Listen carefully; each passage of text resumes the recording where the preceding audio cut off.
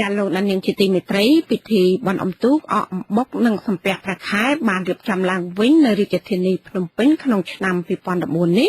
បន្ទាប់ពីបានផ្អាកចំនួន3ឆ្នាំជាប់គ្នាដោយសារតែគ្រោះទឹកជំនន់និងសម្ដេចព្រះនរោត្តមសីហនុចូលទីវង្គតប្រជាប្រដ្ឋពីតាមបណ្ដាខេត្តមួយចំនួនដែលធ្លាប់ទៅចូលរួមអបអរសាទរពិធីបុណ្យអុំទូកយ៉ាងច្រើនកកនៅទីក្រុងភ្នំពេញហាក់ខ្លាចបាក់ស្បាតមិនហ៊ានទៅលេងទៀតបន្ទាប់ពីមានហេតុការណ៍ផ្អើលរត់ជន់គ្នាស្លាប់ចំនួនជាង300នាក់នៅលើស្ពានពេជ្រកាលពីឆ្នាំ2010កន្លងមកនេះតែប្រជាប្រដ្ឋនៅខេត្តកំពង់ឆ្នាំងយល់ឃើញយ៉ាងណាចំពោះពិធីបុណ្យអុំទូកឆ្នាំនេះចាលោកចិនជាថាសូមជូនសេចក្តីរាយការណ៍នេះពិស្ដា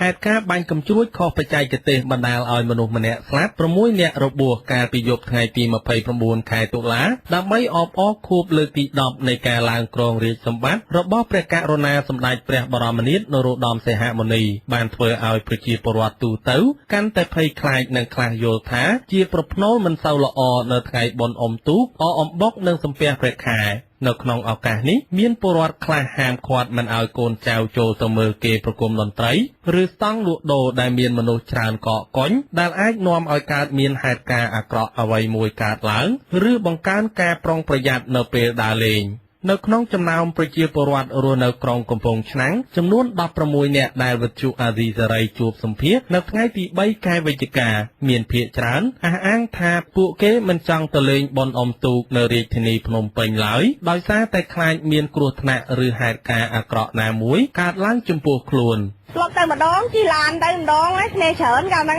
អូឆ្អៀតណាហេតុតែរបូតដៃពីគ្នាបាត់នេះហ្មងនិយាយរួមទៅដូចថាយើងវាក៏រវល់នៅស្រុកស្រែអញ្ចឹងធ្វើឆូតស្រូវធ្វើអីអញ្ចឹងផងប៉ុន្តែបើសាប់ចិត្តទៅដូចឲ្យគាត់ទៅដែរនៅច្រើនពេកអារម្មណ៍ដូចចេះតែខ្លាចអញ្ចឹងណាការកលាំងការពារមែនប៉ុន្តែយើងមិនអាចទាយទុកមុនថារឿងកើតហេតុបច្ច័យអាក្រក់ហ្នឹងវាមិនអាចព្យាករទុកបានទេដល់វាកើតភ្លាមធ្វើឲ្យយើងមានបញ្ហាគ្រោះថ្នាក់ដល់ជីវិតមនុស្សក្នុងបច្ចុប្បន្ននេះវាគ្រឿងញៀនវារញ៉េរញ៉ៃ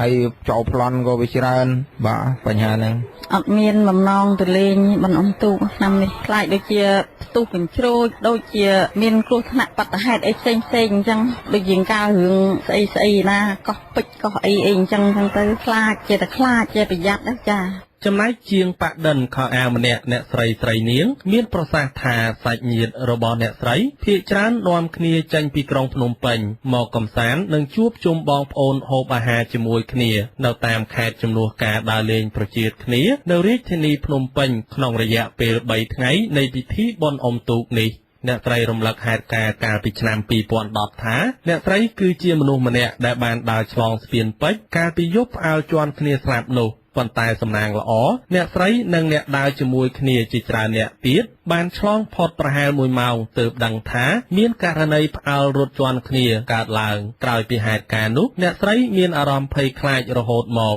បើនិយាយទៅកាលហ្នឹងខ្ញុំដើរឆ្លងកាត់ដូចជាអត់មានហេតុការណ៍អីទេប៉ុន្តែពេលដែលចេញមកឮសូរអ្នកផ្ទះទេទៅថាមាននៅលើស្ពានកោះពេជ្រអត់ហ្នឹងថាអត់ទេខ្ញុំចេញមកផុតហើយតែមិនដឹងជាមូលហេតុអីគឺខ្ញុំអត់ដឹងនិយាយរួមនៅតែខ្លាចអញ្ចឹងព្រួយមិនគួរជាន់គ្នាស្លាប់ដល់រាប់រយនាក់អញ្ចឹងនៅតែចងចាំនៅតែខ្លាចចម្ងាយផ្លូវចេញពីខេត្តកំពង់ឆ្នាំងទៅដល់រាជធានីភ្នំពេញជាង90គីឡូម៉ែត្រកាត់តាមផ្លូវជាតិលេខ5កាលពី4ឆ្នាំមុនមានមនុស្សក្មេងចាស់ប្រុសស្រីជាច្រើននាក់ធ្វើដំណើរដោយឡានឈ្នួលនិងខ្លះជិះម៉ូតូផ្ទាល់ខ្លួនដើម្បីទៅដើរលេងឬផ្ដល់កម្លាំងចិត្តដល់កីឡាករទូកងរបស់ខ្លួនដែលបានចេញទៅប្រណាំងនៅរាជធានីភ្នំពេញប៉ុន្តែនៅឆ្នាំនេះចំនួនអ្នកចូលរួមឬចង់ទៅលេងហាក់មានចំនួនថយចុះអភិបាលរងខេត្តកំពង់ឆ្នាំងនិងជាអ្នកទទួលបន្ទុកការងាររៀបចំបុណ្យជាតិនិងអន្តរជាតិលោកសៀតកំលៀងឲ្យដឹងថាទូកដែលបានជ្រើសរើសចេញពីខេត្តកំពង់ឆ្នាំងដើម្បីទៅប្រឡងប្រណាំងនៅរាជធានីភ្នំពេញមានចំនួន23ទូកស្មើនឹងចំនួនមនុស្ស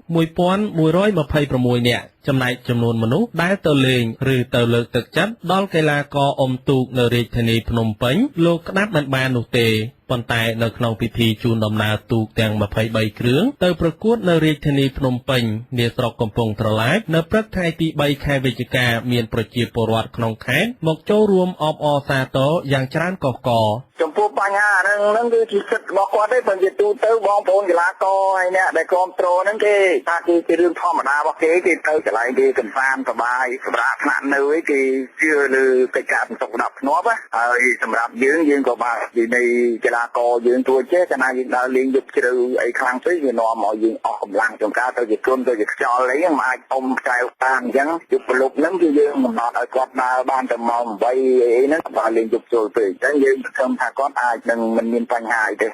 ដ្ឋមន្ត្រីនិងជារដ្ឋមន្ត្រីក្រសួងធម្មការនិងសាសនាលោកមិនខិនបដិសេធមិនធ្វើអត្ថាធិប្បាយជុំវិញការរៀបចំនិងការប្រព្រឹត្តទៅនៃពិធីបុណ្យអុំទូកឆ្នាំនេះឡើយដោយលោកប្រាប់ថាកំពុងជាប់ប្រជុំយ៉ាងណាមន្ត្រីនាំពាក្យរបស់អគ្គស្នងការនគរបាលជាតិនៃក្រសួងមហាផ្ទៃលោកគៀតចន្ទរិទ្ធថ្លែងបញ្ជាក់ថានៅក្នុងរយៈពេល3ថ្ងៃនៃពិធីបុណ្យអុំទូកមានកម្លាំងចម្រុះដាក់ការពារក្នុងតំបន់រៀបចំពិធីសរុបជាង 9,000 នាក់និងមានកម្លាំងការពារខាងក្រៅពិធីជាង 1,000 នាក់ទៀតលោកបន្តថាកម្លាំងការពារនេះគឺប្រហាក់ប្រហែលកាលពីរៀបចំពិធីបុណ្យអុំទូកកន្លងទៅដែរប៉ុន្តែឆ្នាំនេះសមត្ថកិច្ចបានបែងចែកជាក្រុមតូចៗជាច្រើនក្រុមចូលទៅក្នុងហ្វូងមនុស្សដើម្បីងាយស្រួលអន្តរាគមន៍នៅពេលមានហេតុការណ៍អ្វីមួយកើតឡើងលោកមុនបងប្អូនយើងនៅចាំទីវិជាការហើយយើងមានបែងចែកចំណុចទូចៗនៅនឹងកន្លែងមិនដែលយើងមិនច្រឡប់ទេលើកនេះយើងរៀបចំក្រុមទូចៗកម្លាំងយើងទាំងចំហទាំងស៊ីវិលគឺថាដើរច្រឡប់ក្នុងចំណោមជីវរដ្ឋហ្នឹងដើម្បីងាយដឹងវិជាការទាន់ពេលហើយនឹងទូនដំណឹងនិងចាត់ចែងអន្តរាគមន៍ជីវរដ្ឋបានទាន់ពេលខ្ញុំរៀបរាប់មកនេះសូមជីវរដ្ឋលោកកុំមានការភ័យខ្លាចអីយើងគឺថាយើងបានត្រៀមលក្ខណៈច្រើនបែបច្រើនយ៉ាងដើម្បីរក្សាសេចក្តីសុខជូនជីវរដ្ឋលោកគៀតចន្ទរិទ្ធបន្ថែមថាឆ្នាំនេះខាងសមត្ថកិច្ចការពារសន្តិសុខនិងបំពាក់ឧបករណ៍បំពងសម្លេងកាន់តែច្រើនដើម្បីប្រកាសប្រាប់ដល់ពលរដ្ឋទូទៅមិនឲ្យឈរប្រជែកគ្នាច្រើនឬបញ្ជាការកកស្ទះចរាចរណ៍នៅតាមតំបន់នីមួយៗដូចជានៅតាមតំបន់ដែលមានលក់ទំនិញឬកន្លែងប្រគំតន្ត្រីប៉ុន្តែឆ្នាំនេះអាជ្ញាធរមិនអនុញ្ញាតឲ្យមានការតាំងស្តង់លក់ដូរឬកន្លែងប្រគំតន្ត្រីក្បែរគ្នានាំឲ្យកកស្ទះនោះទេ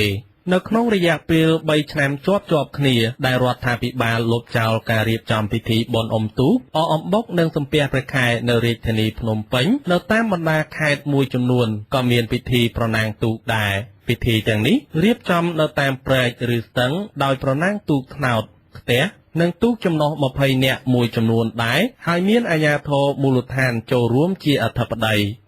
ខ្ញុំបាទចិនជេថាវិទ្យុអាស៊ីសេរីពីខេត្តកំពង់ឆ្នាំង